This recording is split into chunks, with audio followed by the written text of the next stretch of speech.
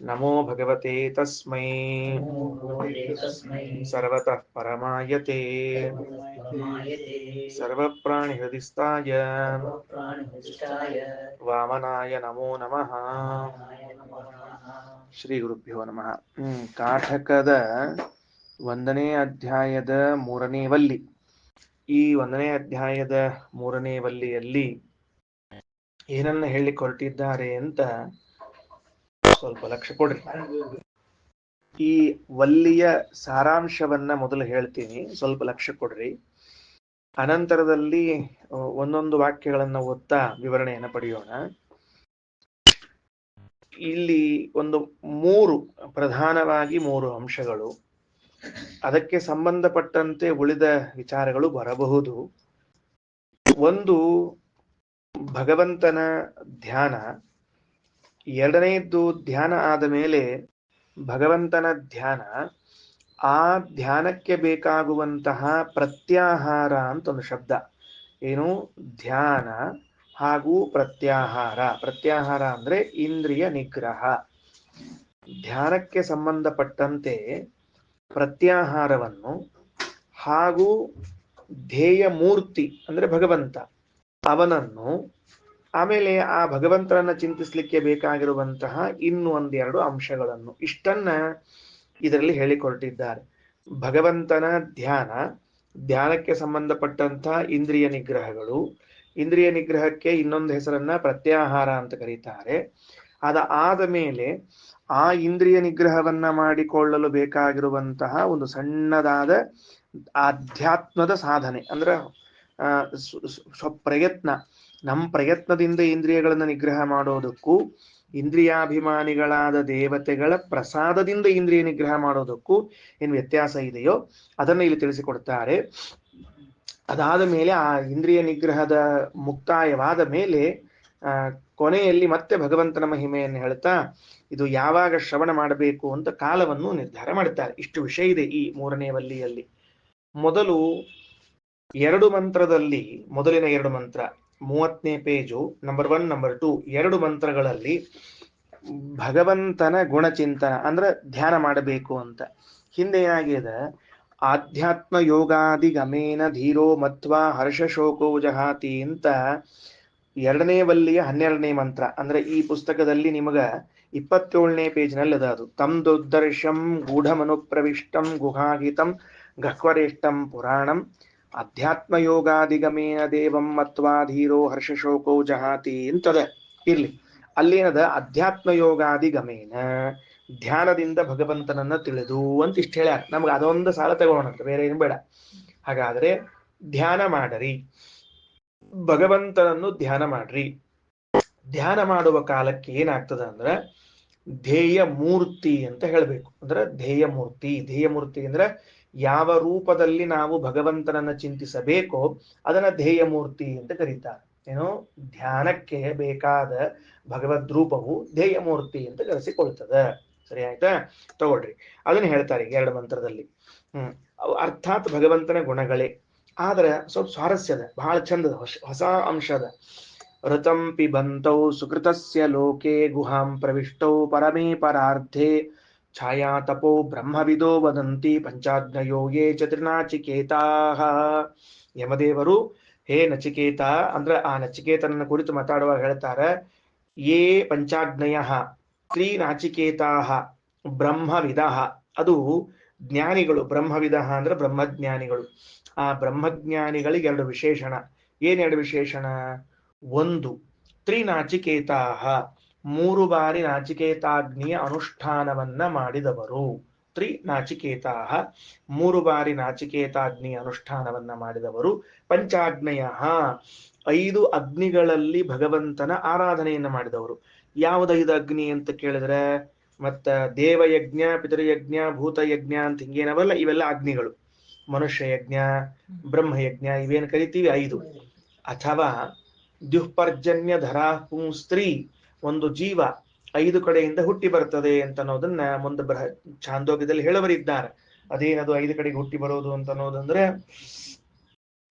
ಒಂದು ಚಂದ್ರಲೋಕ, ಮೋಡ, ಮೋಡದಿಂದ ಮಳೆ, ಮಳೆಯಿಂದ ಭೂಮಿ, ಭೂಮಿಯಿಂದ ತಂದೆ, ತಂದೆಯಿಂದ ತಾಯಿ. ಹೀಗೆ 5 ಸ್ಥಳಗಳಲ್ಲಿ ಒಂದು ಜೀವ ಹುಟ್ಟಿ ಬರ್ತದೆ ಅಂತ ಅನ್ನುವ ಚಿಂತನೆ ಏನಿದೆಯಲ್ಲ, ಇದನ್ನ ಪಂಚಾಗ್ನಿಗಳು ಅಂತ ಕರೀತಾರೆ. ಒಟ್ಟಾರೆ 5 ಅಗ್ನಿಗಳು ಅನ್ನೋದಕ್ಕೆ 2 ಭಾವ. ಯಾವ್ದು 2 ಅಭಿಪ್ರಾಯ? ಹೀಗೆ ನೋಟ್ ಮಾಡ್ಕೊಂಡು ಇಟ್ಕೊಂಡ್ರೆ ಚಂದ ಇರ್ತದೆ. ಏನು ಅಂತ ಕೇಳಿದ್ರೆ, ದೇವಯಜ್ಞ,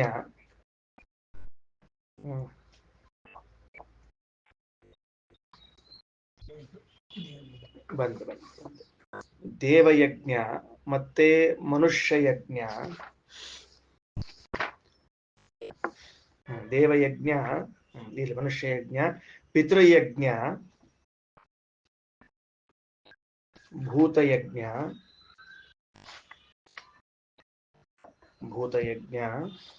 ದೇವಯಜ್ಞ, ಮನುಷ್ಯಯಜ್ಞ, ಪಿತೃಯಜ್ಞ, ಭೂತಯಜ್ಞ, ಬ್ರಹ್ಮಯಜ್ಞ. ಎಷ್ಟಾತು? 5 ಅದು ಇಲ್ಲೋ? ಈ 5 ಅಥವಾ ದ್ಯೂ, ಪರ್ಜನ್ಯ, ದ್ಯುಲೋಕ, ಮಳೆ, ಪೃಥಿವಿ, ತಂದೆ, ತಾಯಿ. ಪೃಥಿವಿ, ಲೋಕ, ತಂದೆ, ತಾಯಿ, ಪೃಥಿವಿ, ಮಳೆ. ಮೊದ್ಲಿಗೆ ಮಳೆ ಬರಬೇಕು, ಮಳೆ ಮೊದ್ಲಿಗೆ ಬರಬೇಕು. ಅತಿಥಿ ಪೂಜಾ. ದ್ಯೂ ಅಂದ್ರ ದ್ಯುಲೋಕ, ಮಳೆ, ತಂದೆ, ಅವೆಲ್ಲ ಭೂಮಿ, ತಂದೆ, ತಾಯಿ. 5. ಇದು ಹರಿಕಥಾಮೃತ ಸಾರದಲ್ಲಿ 6ನೇ ಸಂಧಿಯ 1ನೇ ಪದ್ಯ. ಅದರಲ್ಲಿ ಬರ್ತದೆ ವಿಷಯ. ಅಂದ್ರೆ ಇದು ಛಾಂದೋಗ್ಯ ಉಪನಿಷತ್ತದ್ದು, ಅಲ್ಲಿ ತಗೊಂಡ್ರೆ ಜಗನ್ನಾಥದಾಸರು. ಸರಿ ಇರ್ಲಿ. ಪಂಚಾಗ್ನದ ಬಗ್ಗೆ ಗೊತ್ತಾಯ್ತಾ? ಪಂಚಯಜ್ಞ ಅಂತ 2 ರೀತಿಯ ಪಂಚಯಜ್ಞಗಳು. ಯಾವ ಬ್ರಹ್ಮಜ್ಞಾನಿಗಳು ಭೂತಯಜ್ಞ ಅಂದ್ರೆ ಬಲಿಹರಣ. ಭೂತಯಜ್ಞ ಅಂದ್ರೆ ಬಲಿಹರಣ, ಅದಲ್ಲ. ಅದನ್ನ ನಾವು ಒಪ್ಪೋದಿಲ್ಲ. ನಾವು ಅದಕ್ಕೆ ಬಲಿಹರಣ ಅಂತ ಹೇಳ್ತೀವಿ. ಅದರಿಂದ 5 ಕಲ್ಪನೆ ಬಂತಿಲ್ಲ ಕೆಡು 5. ಸರಿ, ಓಕೆ. ಏನು ಕೊನಿ ಪೇಜ್ನಾಗ ಲಾಸ್ಟಿಗೆ ಬರ್ಕೊಂಡ್ರೆ, ಅದಕ್ಕೆ ಋತಂ ಪಿಬಂತೌ ಸುಕೃತಸ್ಯ ಲೋಕೆ ಗುಹಾಂ ಪ್ರವಿಷ್ಟೌ ಪರಮೇ ಪರಾರ್ಧೆ ಛಾಯಾತಪೋ ಬ್ರಹ್ಮವಿದೋ ವದಂತಿ ಪಂಚಾಗ್ನಯೋ ಯೇಚ ತ್ರಿನಾಚಿಕೇತಾಃ. ಯಾರು ಬ್ರಹ್ಮಜ್ಞಾನಿಗಳಿದ್ದಾರೋ ಅವರು ಎಂಥವರು ಅಂದ್ರೆ 2 ಕೆಲಸ ಮಾಡ್ತಾರೆ. 1, 3 ಬಾರಿ ನಾಚಿಕೇತಾಗ್ನಿಯನ್ನ ಅನುಷ್ಠಾನ ಮಾಡಿದ್ದಾರೆ.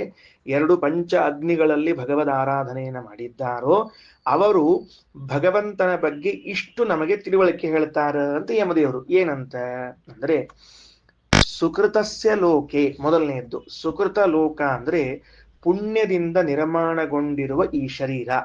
ಸುಕೃತಸ್ಯ ಲೋಕ ಅನ್ನೋ ಶಬ್ದಕ್ಕೆ ಪುಣ್ಯದಿಂದ ನಿರ್ಮಾಣಗೊಂಡ ಈ ಶರೀರ. ಇದ್ರ ಜೊತೆಗೆ ಪಾಪವೂ ಇದೆ ಅಂತ ಇಟ್ಕೊಳ್ರಿ, ಪುಣ್ಯಾಂಶವನ್ನು ಇಟ್ಕೊಂಡು ಹೇಳಿಕತ್ತಾರಷ್ಟೇ. ಈಗ ಸುಕೃತಸ್ಯ ಲೋಕೆ, ಪುಣ್ಯದಿಂದ ನಿರ್ಮಾಣಗೊಂಡ ಈ ದೇಹದಲ್ಲಿ.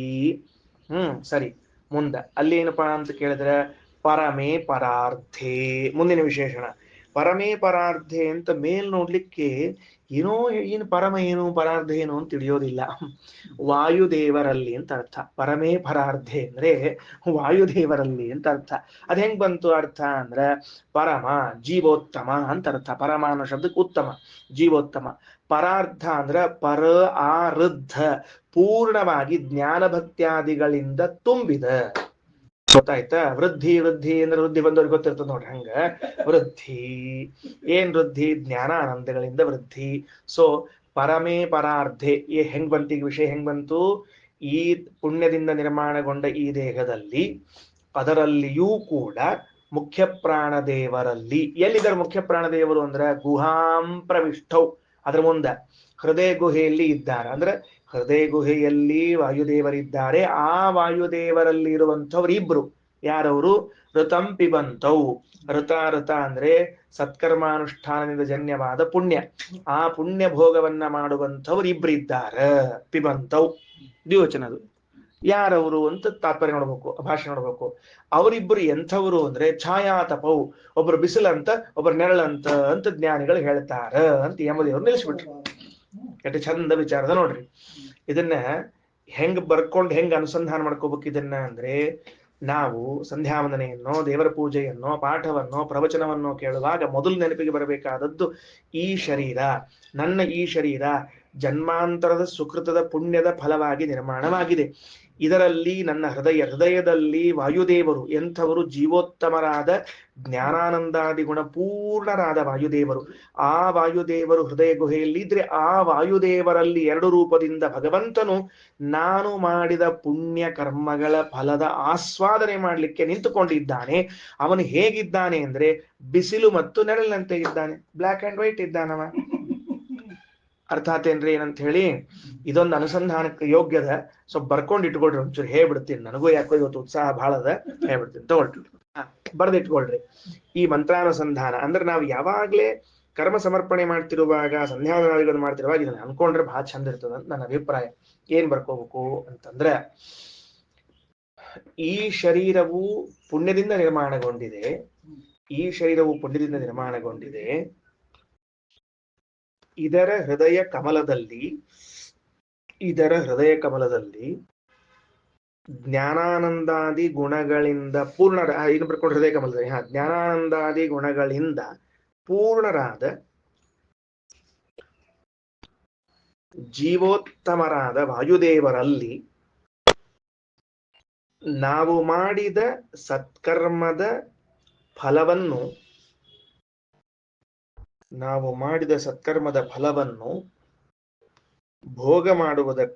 ಭೋಗಿಸುವುದಕ್ಕಾಗಿ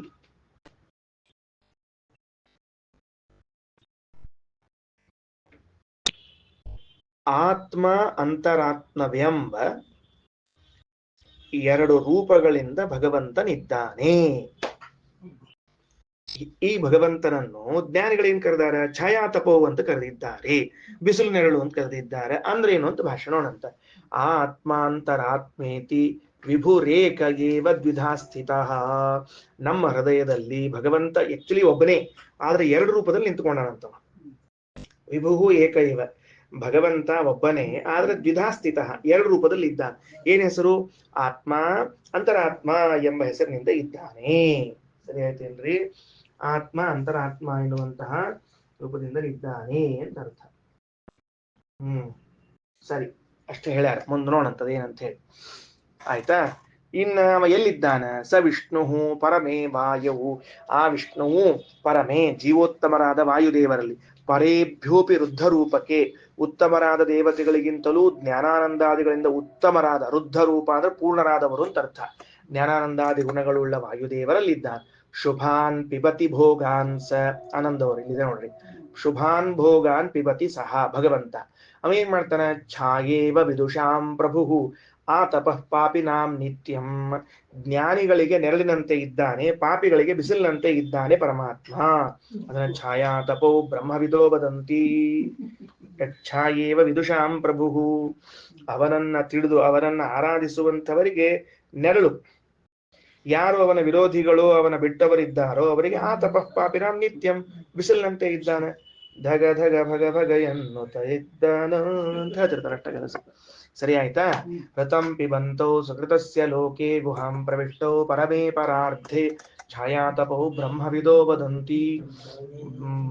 ಪಂಚಾಗ್ನಯೋಗೇ ಚತುರ್ನಾಚಿಕೇತಾ. ಒಂದ್ ಹಿಂಗೆಲ್ಲೋ ಓದಿದ್ ನೆನಪದ. ಆತ್ಮ ಅಂತನ್ನುವುದು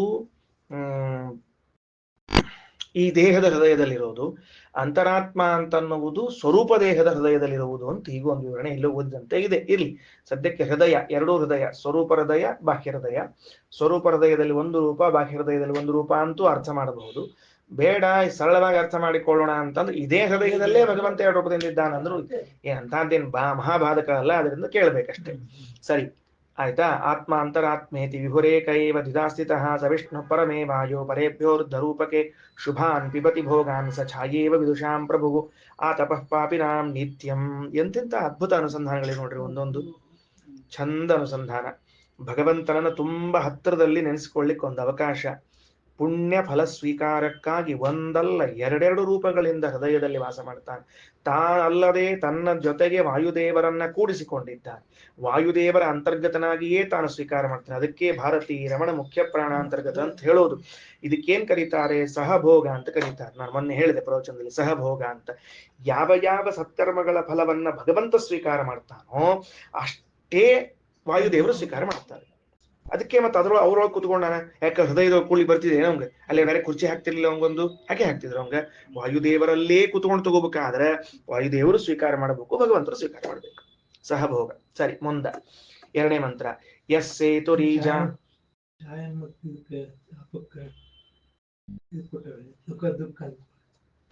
ಅದೇ ಜ್ಞಾನಿಗಳಿಗೆ ಭಗವಂತನು ನೆರಳಿನಂತೆ ಇದ್ದಾನೆ, ಪಾಪಿಗಳಿಗೆ ಭಗವಂತ ಬಿಸಿಲಿನಲ್ಲಿ ಇದ್ದಾನೆ ಅಂದ್ರೆ ಅದೇ ಅರ್ಥ. ಸುಖ ಉಂಟು ಮಾಡ್ತಾನೆ, ಅವ್ರಿಗೆ ದುಃಖ ಉಂಟು ತ್ರಾಸ ಮಾಡ್ತಾನೆ ಅಂತ ಅರ್ಥ. ಸರಿ, ಅದು ಮುಂದಿನ ಮಂತ್ರ. ಇದು ಒಂದು ಮಂತ್ರವು ಭಗವಂತನ ಗುಣಗಳನ್ನೇ ಹೇಳಿ ಹೊರಟದ್ದು. ಯಸ್ಸೇತು ರೀಜಾನಾನಾಂ ಅಕ್ಷರಂ ಬ್ರಹ್ಮ ಯತ್ಪರಂ ಅಭಯಂ ತಿತೀರ್ಷತಾಂ ಪಾರಂ ನಾಚಿಕೇತಂ ಶಕೇಮಸಿ. ಏನಂತಾರ? ಯಾವ ಪರಮಾತ್ಮನು ಸೇತುಹು. ಸೇತುಹು ಅಂತಂದ್ರೇನು? ಮರ್ಯಾದಾ. ಸೇತು ಶಬ್ದಕ್ಕೆ ಬ್ರಿಡ್ಜ್ ಅಂತ ಅರ್ಥ ಮಾಡ್ಕೋತೀವಿ, ಆಶ್ರಯ ಅಂತ ಅರ್ಥ ಮಾಡ್ಕೊಳ್ಬಹುದು. ಸೇತು ಶಬ್ದಕ್ಕೆ ಆಶ್ರಯ ಅಂತ ಅರ್ಥ ಮಾಡಿಕೊಳ್ಳ್ರಿ. ಈ ಜಾನಾನಾಂ ಪೂಜಾ ಮಾಡೋರು, ಯಾರು ಭಗವಂತನ ಪೂಜಾ ಮಾಡ್ತಾರೋ ಅವರಿಗೆ ಭಗವಂತ ಆಶ್ರಯ. ಹೆಂಗ? ಸೇತುವಿನಂತೆ. ನದಿಯನ್ನ ದಾಟುವರಿಗೆ ಸೇತುವೆ ಹೇಗೆ ಆಶ್ರಯವೋ ಹಾಗೆ ಭಗವಂತನನ್ನ ಪೂಜಿಸುವರಿಗೆ ಭಗವಂತ ಆಶ್ರಯನಾಗಿದ್ದಾನೆ. ಮಾಡ್ತೇರನು ಪೂಜಾನ? ಶಾಲಿಗ್ರಾಮಗಳಿಟ್ಟು ಒಂದು ತುಳಸಿ ದಳವ. ಸರಿ, ಅದರಿಂದ ಮಾಡಿರ್ಲು ಪೂಜೆ ಇವತ್ತು. ಇಲ್ಲಾಂದ್ರೆ ತೀರ್ಥಾನ ಕೊಡಂಗಿಲ್ಲ, ಊಟಕ್ಕೆ ಹಾಕಂಗಿಲ್ಲ ಮನ್ಯಾಗ. ಅದಕ್ಕೆ ಯಾರು ಸೇತುಹು ಆಶ್ರಯನಾಗಿದ್ದಾನೋ, ಸೇತು ಶಬ್ದಕ್ಕೆ ಆಶ್ರಯ ಅಂತ ಬರ್ಕೊಂಡ್ರೆ ಅಪ್ಪುಗಳ. ಈ ಜಾನಾನಾಂ ಅಂದ್ರೆ ಪೂಜಿಸುವರು ಅಂತ ಅರ್ಥ. ಭಗವಂತನ ಪೂಜೆಯನ್ನ ಮಾಡುವಂಥವರಿಗೆ ಭಗವಂತ ಆಶ್ರಯನಾಗಿದ್ದಾನೆ. ಅಕ್ಷರಂ ಬ್ರಹ್ಮ ಯತ್ಪರಂ. ಅಕ್ಷರ ಬಂದದ ಅವಿನಾಶಿಯಾದ ಬ್ರಹ್ಮ ಗುಣಪೂರ್ಣನಾದ ಯತ್ಪರಂ ಸರ್ವೋತ್ತಮನಾದವನಿದ್ದಾನೆ. ಅಭಯಂ ತಿತೀರ್ಷತಾಂ ಪಾರಂ. ತಿತೀರ್ಷತಾಂ ದಾಟಬೇಕು ಎಂದು ಇದ್ದವರು, ಸಂಸಾರ ದಾಟಬೇಕು ಎಂತಿದ್ದವರಿಗೆ ಅಭಯಂ ಪಾರಂ, ಅಭಯಪ್ರದವಾದ ತೀರ ಅಂದ್ರೆ ಅವನೇ, ಬ್ರಿಡ್ಜು ಅವನೇ, ದಂಡೆಯೂ ಅವನೇ, ಎರಡೂ ಅವನೇ. ಅಭಯಂ ತಿತೀರ್ಷತಾಂ ಪಾರಂ ನಾಚಿಕೇತಂ ಶಕೇಮಸಿ. ಇಂಥ ಭಗವಂತನನ್ನ ನಿಮಗೆ ಹೇಳಬಹುದು. ನಾಚಿಕೇತಂ ಶಕೇಮಸಿ ಅಂತ ಹೇಳಿ ಏನದಕ್ಕೆ ಏನ್ ಬರ್ದಾರ್ರಿ?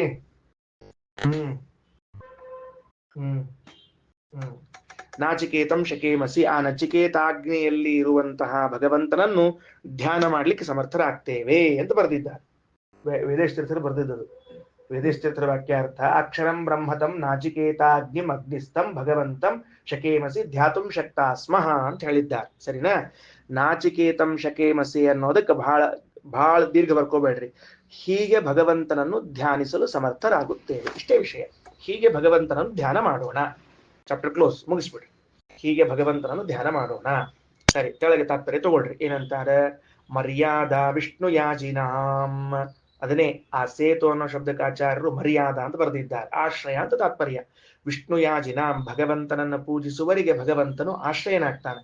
ಸಂಸಾರಸ್ಯ ಚ ಪಾರಸ್ಥಃ, ಸಂಸಾರದಿಂದ ಪಾರಾಗುವಂಥವನು ಅವನೇ, ಸಂಸಾರದಿಂದ ಪಾರಗಾಣಿಸುವನು ಅವನೇ.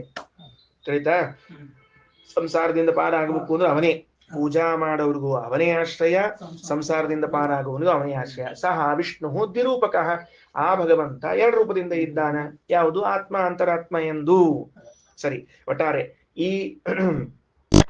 ಎರಡು ಮಂತ್ರಗಳಲ್ಲಿ ಏನ್ ಹೇಳಿದ್ರು ಯಮದೇವರು ಅಂತಂದ್ರೆ, ಓ ನಚಿಕೇತ, ಆ ನಚಿಕೇತಾಗ್ನಿಯಲ್ಲಿ ಯಾವ ಅಗ್ನಿಗೆ ನಿನ್ನ ಹೆಸರು ಕೊಟ್ಟಿದ್ದೀನೋ ಆ ಅಗ್ನಿಯಲ್ಲಿರುವಂತಹ ಭಗವಂತನು ಏನಾಗಿದ್ದಾನೆ ಅಂದ್ರೆ, ಯಾರು ಅಗ್ನಿಮುಖದಲ್ಲಿ ಅವನನ್ನ ಆರಾಧನೆ ಮಾಡ್ತಾರೋ ಅವರಿಗೆ ಆಶ್ರಯನಾಗಿದ್ದಾನೆ. ಆ ಮೂಲಕವಾಗಿ ಸಂಸಾರ ದಾಟಬೇಕು ಅಂತಿದ್ದವರಿಗೆ ತೀರನಾಗಿದ್ದಾನೆ. ಇಂಥ ಭಗವಂತನನ್ನ ನಾವು ಧ್ಯಾನ ಮಾಡ್ಲಿಕ್ಕೆ ಸಮರ್ಥರಾಗ್ತೇವೆ. ಅಂದ್ರೆ ಭಗವಂತನನ್ನ ಹೀಗೆ ಚಿಂತಿಸೋಣ ಅಂತ ಆಯ್ತೀಗ. ಸರಿ ಆಯ್ತಾ? ಏನೇನಾಯ್ತು ಸರಿ ಆಯ್ತು ಅಂತಂದ್ರೆ ತಿಳಿಲಿಲ್ಲ, ಹೌದಲ್ಲೋ? ಏನ್ ತಿಳಿತು? ಈಗ ಎರಡು ಮಂತ್ರಗಳ ತಾತ್ಪರ್ಯವನ್ನ ಸಂಗ್ರಹ ಮಾಡುವುದಾದ್ರೆ ಹೀಗೆ ಸಂಗ್ರಹ ಮಾಡೋಣ ಅಂತ. ಏನ್ ಸಂಗ್ರಹ ಮಾಡೋಣ? ನಾವು ಆ ಭಗವಂತನ ಪೂಜೆಯನ್ನ ಮಾಡೋಣ. ಆ ಭಗವಂತನ ಪೂಜೆಯನ್ನ ಶ್ರದ್ಧೆಯಿಂದ ಭಕ್ತಿಯಿಂದ ಮಾಡಿದಾಗ ಆ ಭಗವಂತ ಪೂಜೆಯನ್ನ ಮಾಡುವಂತಹ ನಮಗೆ ಆಶ್ರಯವನ್ನ ನೀಡಿ ಪೂಜಾ ಮಾಡಿದ ಮೇಲೆ ಆ ಪೂಜೆಯ ಪುಣ್ಯ ಫಲವನ್ನು ಸ್ವೀಕಾರ ಮಾಡುವುದಕ್ಕೆ ಈ ಪುಣ್ಯ ನಿರ್ಮಿತವಾದ ಶರೀರದಲ್ಲಿ ಹೃದಯ ಗುಹೆಯಲ್ಲಿ ವಾಯುದೇವರಲ್ಲಿ ಜ್ಞಾನಾನಂದಾದಿ ಪೂರ್ಣರಾದ ವಾಯುದೇವರಲ್ಲಿ ಜೀವೋತ್ತಮರಾದ ವಾಯುದೇವರಲ್ಲಿ ಕುಳಿತು ಆತ್ಮ ಅಂತರಾತ್ಮ ಎಂಬ ಎರಡು ರೂಪದಿಂದ ಪುಣ್ಯ ಫಲವನ್ನು ಸ್ವೀಕಾರ ಮಾಡಿ ನಮ್ಮನ್ನು ಸಂಸಾರದ ಸಮುದ್ರದಿಂದ ದಂಡೆಗೆ ಮುಟ್ಟಿಸುತ್ತಾನಲ್ಲ, ಇಂಥ ಭಗವಂತನನ್ನ ಧ್ಯಾನ ಮಾಡೋಣ. ಆಗೋಯ್ತು ಕೆಲಸ. ಎರಡೂ ಮಂತ್ರದಲ್ಲಿ ಬಂದಿರುವಂತಹ ಇಷ್ಟು ಚಂದ ವಿಷಯ ಹೇಳ್ಯಾರ. ಅಂದ್ರೆ ಈಗ ಪೂಜಾ ಮಾಡ್ಲಿಕ್ಕೆ ಒಂದು ಧೈರ್ಯ ಬಂತು, ಈಗ ಭರವಸೆ ಬಂತು. ಹೆಂಗೋ ಮಾಡೋಣ, ತಪ್ಪು ಮಾಡ್ತೀವೋ ಸರಿ ಮಾಡ್ತೀವೋ, ನಾವ್ ಹೆಂಗ ಮಾಡಿದ್ರು ದೇವ್ರು ತಗೋತಾನ. ಮತ್ತೆ ಇಷ್ಟೇ ಬಿಟ್ಕೊಡ್ರಿ, ಅವ್ನ್ ಬಹಳ ಪ್ರೀತಿ ಇದಾವ ನಮ್ಮ ಮೇಲೆ, ಹೆಂಗ ಮಾಡಿದ್ರು ತಗೋತಾನ. ಯಾಕಂದ್ರೆ ಅವ್ನ್ಗೆ ಏನೇನೇನು ಬೇಜಾರಿಲ್ರಿ, ನಾವು ಪೂಜಾ ಮಾಡ್ಬೇಕಷ್ಟು ಕೆಲಸ. ಪೂಜಾ ಮಾಡಿದ್ರೆ ತಗೋತಾನ, ತಗೊಂಡು ಪುಣ್ಯ ಫಲವನ್ನು ಸ್ವೀಕಾರ ಮಾಡಿ ವಾಯುದೇವ್ರಿಗೆ ಇಷ್ಟು ಕೊಟ್ಟು ನಾ ತಗೊಂಡು ಅವ್ನು ಎತ್ಕೊಂಬಾಪ ಅಂತ ಹೇಳಿ ಕರ್ಕೊಂಡು ಹೋಗ್ತಾನ. ಇಷ್ಟು ವಿಷಯ ಅದು. ಮುಂದೆ 3ನೇ ಮಂತ್ರದಿಂದ ಪ್ರಾರಂಭ ಮಾಡಿಕೊಂಡು 9ನೇ ಮಂತ್ರದವರೆಗೆ ನೋಟ್ ಮಾಡ್ಕೊಳ್ರಿ. 3 to 9 9 ಮಂತ್ರಗಳವರೆಗೂ ಕೂಡ ಇಂದ್ರಿಯ ನಿಗ್ರಹದ ಬಗ್ಗೆ ಒಂದು ಮಾತನ್ನ ಹೇಳುತ್ತಾರೆ. ಅಂದ್ರೆ ಅದನ್ನ ಸಂಸ್ಕೃತದಲ್ಲಿ ಅಂದ್ರೆ ಅದನ್ನ ಧ್ಯಾನಕ್ಕೆ ಸಂಬಂಧಪಟ್ಟಂತೆ ಹೇಳೋದಾದ್ರೆ ಏನಂತ ಅದಕ್ಕೆ ಪ್ರತ್ಯಾಹಾರವೆಂದು ಕರೆಯುತ್ತಾರೆ. ಈಗ ನೋಡ್ರಿ ಏನಿದೆ ಅಂದ್ರೆ ಧ್ಯಾನಕ್ಕೆ ಸಂಬಂಧಪಟ್ಟಂತೆ ಕೆಲವು ಅಂಶಗಳು, ಆಸನ, ಯಮ, ನಿಯಮ, ಆಸನ, ಪ್ರಾಣಾಯಾಮ, ಪ್ರತ್ಯಾಹಾರ, ಧಾರಣ, ಧ್ಯಾನ ಅಂತ ಅಷ್ಟಾಂಗ ಯೋಗಗಳು. ಏನವು ಅಷ್ಟಾಂಗ ಯೋಗಗಳು? ಸುಮ್ನೆ ಒಂದ್ ಕಡೆ ಇರ್ಲಿ, ಪೇಪರ್ನ್ಯಾಗ ಪೆನ್ನು ಪೇಪರ್ ಅವ ಅಲ್ಲ, ಇರ್ಲಿ ಒಂದ್ ಕಡೆ ಇರ್ಲಿ. ಯಮ, ನಿಯಮ, ಆಸನ, ಪ್ರಾಣಾಯಾಮ, ಯಮ ನಿಯಮ ಆಸನ ಪ್ರಾಣಾಯಾಮ,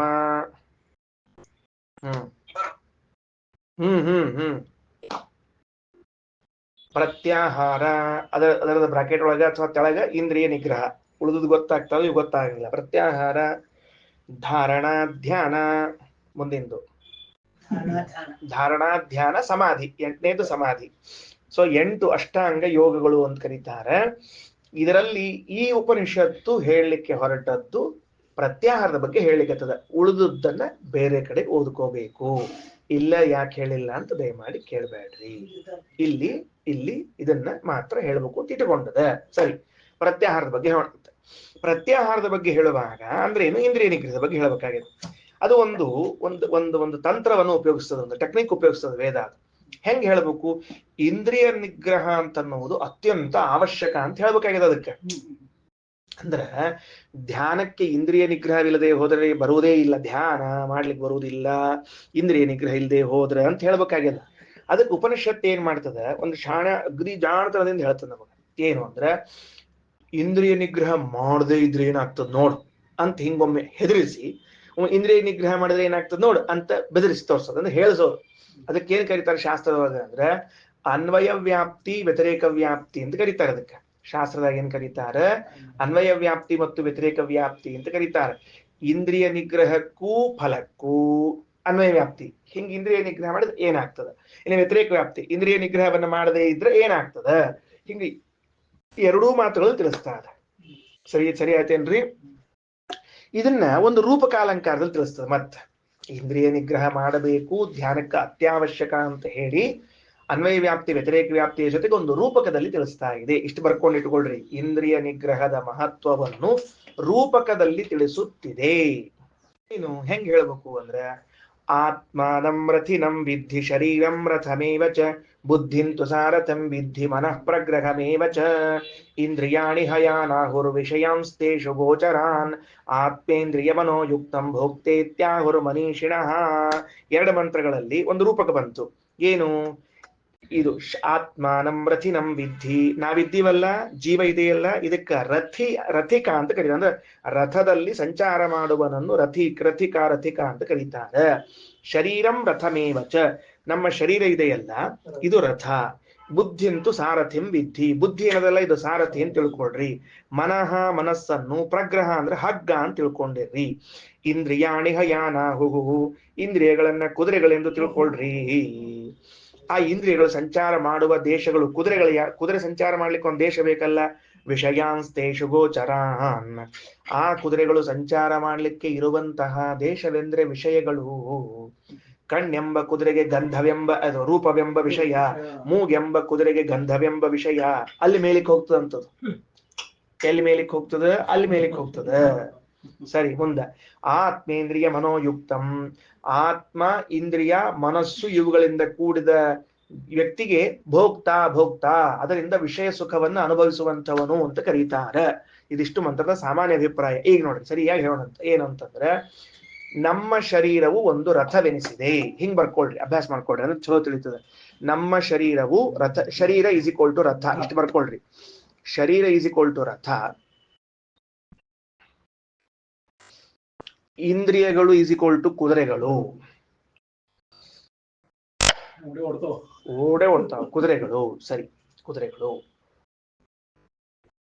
ಮನಸ್ಸು ಈಸ್ ಈಕ್ವಲ್ ಟು ಲಗಾಮು, ಮನಸ್ಸು ಈಸ್ ಈಕ್ವಲ್ ಟು ಲಗಾಮು, ಹಗ್ಗ, ಲಗಾಮು ಅಂತ ಕರಿತೀವಿ ಅದಕ್ಕೆ ನಾವು, ಲಗಾಮು.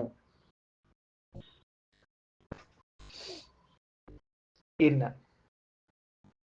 ಬುದ್ಧಿ ಸಾರಥಿ, ಬುದ್ಧಿ ಸಾರಥಿಯಾಗಿದ್ದಾನೆ, ಬುದ್ಧಿಯು ಸಾರಥಿಯಾಗಿದ್ದಾನೆ. ಜೀವನು ರಥದಲ್ಲಿ ಏರಿದವನು, ರಥಿಕನಾಗಿದ್ದಾನೆ.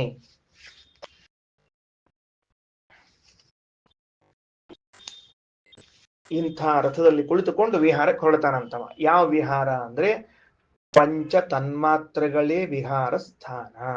ಶಬ್ದ ಸ್ಪರ್ಶ ರೂಪ ರಸಗಂಧಗಳೇನಿವೆಯಲ್ಲ ಇವುಗಳು ಕುದುರೆ ಮೇಯುವ ಸ್ಥಾನ ಅಂತ ಅರ್ಥ. ಸರಿ ಆಯ್ತಾ? ಶಬ್ದ ಸ್ಪರ್ಶ ರೂಪ ರಸಗಂಧಗಳು ಏನದು ಅಲ್ಲ, ಕುದುರೆ ಸಂಚರಿಸುವ ದೇಶ, ಕುದುರೆ ಸಂಚಾರ ಮಾಡುವ ದೇಶ ಅಂತ ಅರ್ಥ. ಸರಿ ಆಯ್ತಾ? ಇಷ್ಟರಿಂದ ಕೂಡಿಕೊಂಡವನು, ಆತ್ಮ ಇಂದ್ರಿಯ ಮನಸ್ಸು ಇವುಗಳಿಂದ ಕೂಡಿಕೊಂಡವನಿಗೆ ಭೋಕ್ತೇತ್ಯಾಹುರ ಮನೀಷಿಣಃ, ಭೋಕ್ತಾ ಭೋಕ್ತಾ ಅಂತ ಕರೀತಾರೆ. ಅಂದ್ರ ಜೀವನೂ ಇರಬೇಕು, ಇಂದ್ರಿಯವೂ ಇರಬೇಕು, ಮನಸ್ಸು ಇರಬೇಕು. ಇವುಗಳು ಸೇರಿಕೊಂಡಾಗ ವಿಷಯ ಸುಖಗಳ ಅನುಭವ ಬರ್ತದೆ. ಯಾಕಂದ್ರೆ ಮತ್ತ ಇಂದ್ರಿಯ ಇಲ್ಲದೆ ಇದ್ರೆ ವಿಷಯ ಸುಖ ಗೊತ್ತಾಗಿಲ್ಲ, ಮನಸ್ಸು ಇಲ್ಲದೆ ಇದ್ರೂ ಗೊತ್ತಾಗಿಲ್ಲ, ಆತ್ಮ ಇಲ್ಲದೆ ಇದ್ರೂ ಗೊತ್ತಾಗಿಲ್ಲ. ಇಂದ್ರಿಯವು ಮನಸ್ಸಿಗೂ ಮನಸ್ಸು ಆತ್ಮನಿಗೂ ಲಿಂಕ್ ಆದಾಗ, ಸಂಬಂಧಪಟ್ಟಾಗ ವಿಷಯ ಸುಖಗಳ ಅನುಭವ ಬರ್ತದೆ. ಇಷ್ಟು ಮೊದಲು ಪಿಕ್ಚರ್ ಮಾಡಿಬಿಟ್ರು. ಈಗ 5, 6ರಲ್ಲಿ 7, 8ರಲ್ಲಿ ಹೆಂಗ್ ಮಾಡ್ತಾರಂದ್ರೆ, ಒಂದು ಅನ್ವಯ ವ್ಯಾಪ್ತಿ, ಒಂದು ವ್ಯತಿರೇಕ ವ್ಯಾಪ್ತಿ, ಒಂದು ಅನ್ವಯ ವ್ಯಾಪ್ತಿ, ಒಂದು ವ್ಯತಿರೇಕ ವ್ಯಾಪ್ತಿ ಬರೀತಾರೆ. ನೋಡು ಮಾಡ್ದಿ ಚಲೋ, ಇಲ್ಲ ಹಿಂಗ ಅಂತ ಹೇಳ್ಕೊತ ಹೋಗೋದಿ. ಮೊದಲು ಏನು ವ್ಯತಿರೇಕ ವ್ಯಾಪ್ತಿ. ಮೊದಲು ಎಷ್ಟು ಅವಿಜ್ಞಾನವಾನ್ ಭವತಿ, ಎಷ್ಟು ಅವಿಜ್ಞಾನವಾನ್ ಭವತಿ ಅಯುಕ್ತೇನ ಮನಸಾ ಸದಾ ತಸ್ಯೇಂದ್ರಿಯಾಣಿ ಅವಶ್ಯಾನಿ ದುಷ್ಟಾಶ್ವ ಇವ ಸಾರಥೇಹಿ.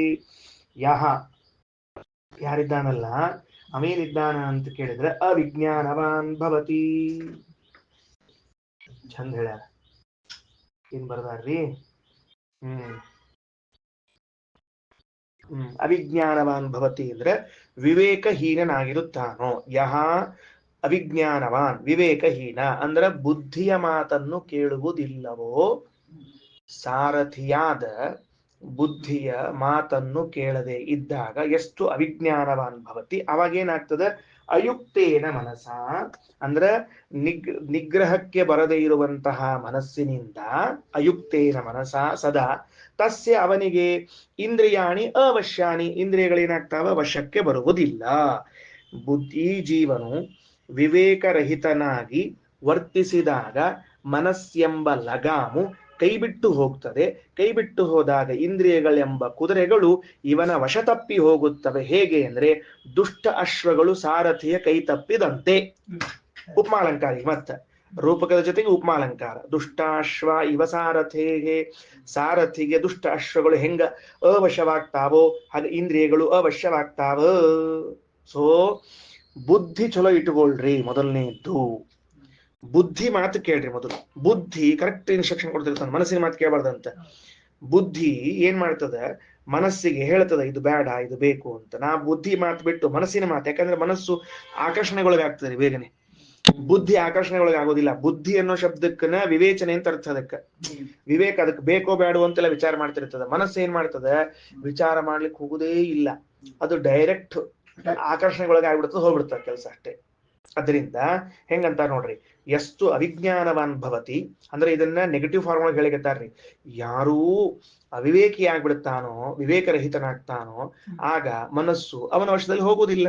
ಬುದ್ಧಿ ಕೆಲಸ ಬಿಡ್ತೀವ, ಮನಸ್ಸು ಹೆಂಗ್ ಬರ್ತದೆ ಮತ್ತೆ?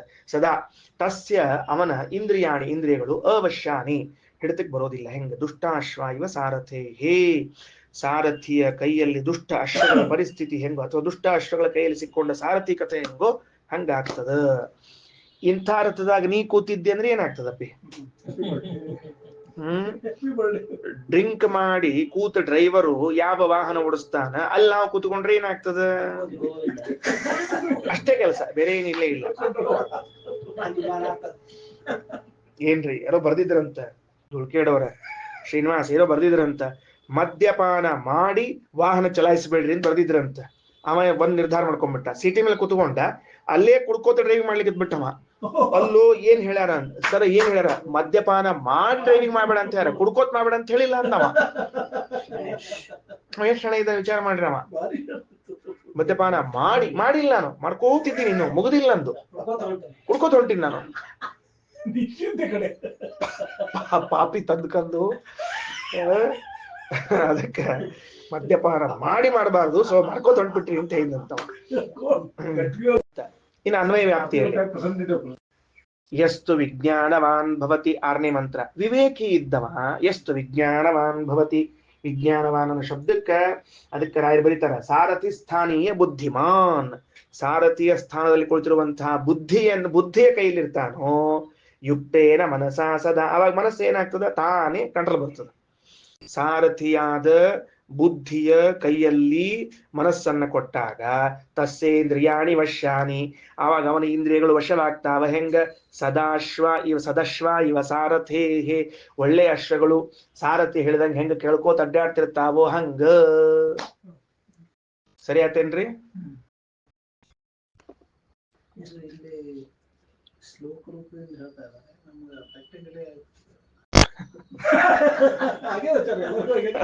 ಸರ್ ನೋಡ್ರಿ ಏನಂತಾರ, ತಸ್ಯ ಇಂದ್ರಿಯಾಣಿ ವಶ್ಯಾನಿ ಸದಶ್ವ ಇವ ಸಾರಥೇ. ಸಾರಥಿಗೆ ವಿನೀತರಾಗಿ ವಶವಾಗಿರುವ ಕುದುರೆಗಳಂತೆ ಇಂದ್ರಿಯಗಳು ವಶಕ್ಕೆ ಬರ್ತದೆ. ಇನ್ನು ಮತ್ತ 7, 8 ಮತ್ತ ಯಸ್ತು ಅವಿಜ್ಞಾನವಾನ್ ಭವತಿ ಅಮನಸ್ಕ ಸದಾ ಶುಚಿ ನ ಸತತ್ಪದಮಾಪ್ನೋತಿ ಸಂಸಾರಂಚಾಧಿಗಚ್ಚತಿ. ಅವನು ಮೋಕ್ಷವನ್ನ ಪಡೆಯಲಾರ, ಮತ್ತೆ ಸಂಸಾರಕ್ಕೆ ಬರ್ತಾನ. ಯಾರು? ಎಷ್ಟು ಅವಿಜ್ಞಾನವಾನ್ ಭವತಿ. ಮತ್ತ ಬುದ್ಧಿ ಎಂಬ ಸಾರಥಿಯಿಂದ ಹೀನನಾಗಿದ್ದಾನೋ. ಇಲ್ಲಿ ಅವಿಜ್ಞಾನವಾನ್ ಭವತಿ ಅನ್ನೋ ಶಬ್ದಕ್ಕೆ ಬುದ್ಧಿ ಎಂಬ ಸಾರಥಿಯಿಂದ ಹೀನನಾದವನು. ಆ ಮನಸ್ಕಃ, ಮನಸ್ಸು ಕೈಯಾಗ ಉಳಿಯಂಗಿಲ್ಲ. ಅವಾಗ ಸದಾ ಅಶುಚಿಹಿ, ಅದಕ್ಕೆ ರಾಯರು ಬರೀತಾರೆ ವಿಷಯ ಲಂಪಟಃ ಅಂತ ಬರ್ದಾರ. ಸದಾ ಅಶುಚಿಹಿ ಅನ್ನೋ ಶಬ್ದಕ್ಕೆ ಎಷ್ಟು ಹೆಚ್ಚು ವಿಷಯಾಸಕ್ತಿ ಉಳ್ಳವರಾಗ್ತೀವೋ ಅಷ್ಟು ಮೈಲಿಗಿರ್ತೀವಂತ ನಾವು. ಸದಾ ವಿಷಯ ಸೇವನೆ ಮಾಡ್ತಿರು, ಸದಾ ಅಶುಚಿ ಮೈಲಿಗಳಿರ್ತೀವಿ. ಸದಾ ಅಶುಚಿಹಿ ನೋಡ್ರಿ, ವಿಷಯಾಸಕ್ತಿ ಉಳ್ಳವನನ್ನು ಅಶುಚಿ ಎಂದು ಕರೆಯಲಾಗ್ತಾ ಇದೆ. ವಿಷಯ ಲಂಪಟ ಅಂತ ಕರೀತಾರೆ ಅದಕ್ಕ. ಯಾರು ಬುದ್ಧಿ ಎಂಬ ಸಾರಥಿಯಿಂದ ದೂರನಾಗಿದ್ದಾನೋ ಅಂಥವನ ಮನಸ್ಕು ಅಮನಸ್ಕಃ, ಅವನ ಕೈಯಾಗ ಬರಂಗಿಲ್ಲ. ಬರದೇ ಇದ್ದಾಗ ವಿಷಯ ಆಸಕ್ತಿ ಹೆಚ್ಚಾಗ್ತದೆ, ವಿಷಯ ಲಂಪಟ ಆಗ್ತಾನ.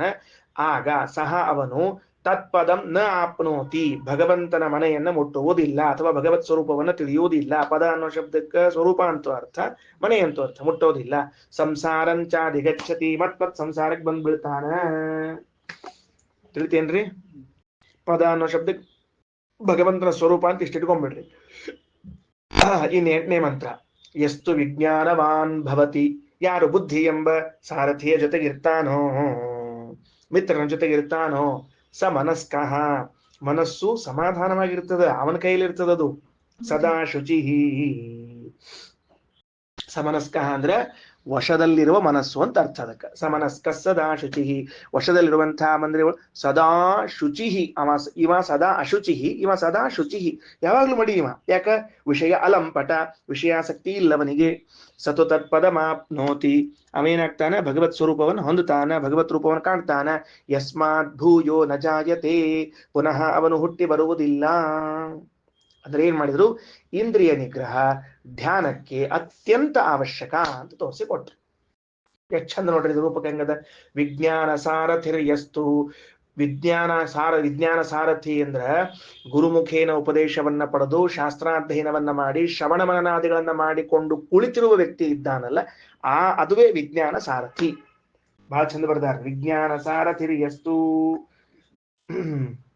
ಯಾರು ಬರ್ದಾರ ಇದನ್ನ? ಇದೆಲ್ಲ ಬರ್ದಿದ್ ನೋಡಿದ್ವಿ, ವಿದೇಶದಲ್ಲಿ ಬರ್ದಿರ್ಬೇಕು ಕಾಣಿಸ್ತದೆ. ಬಹಳ ಚಂದದ ವಿಜ್ಞಾನ ಸಾರಥಿರ್ಯಸ್ತು ಅನ್ನೋ ಶಬ್ದಕ್ಕೆ ಬರ್ದಿದ್ದಾರೆ. ಹಾ, ಶಾಸ್ತ್ರಾದಿಜನಿತ ವಿಶೇಷ ಬುದ್ಧ್ಯಾಖ್ಯ ವಿವೇಕ ಸಾರಥಿ.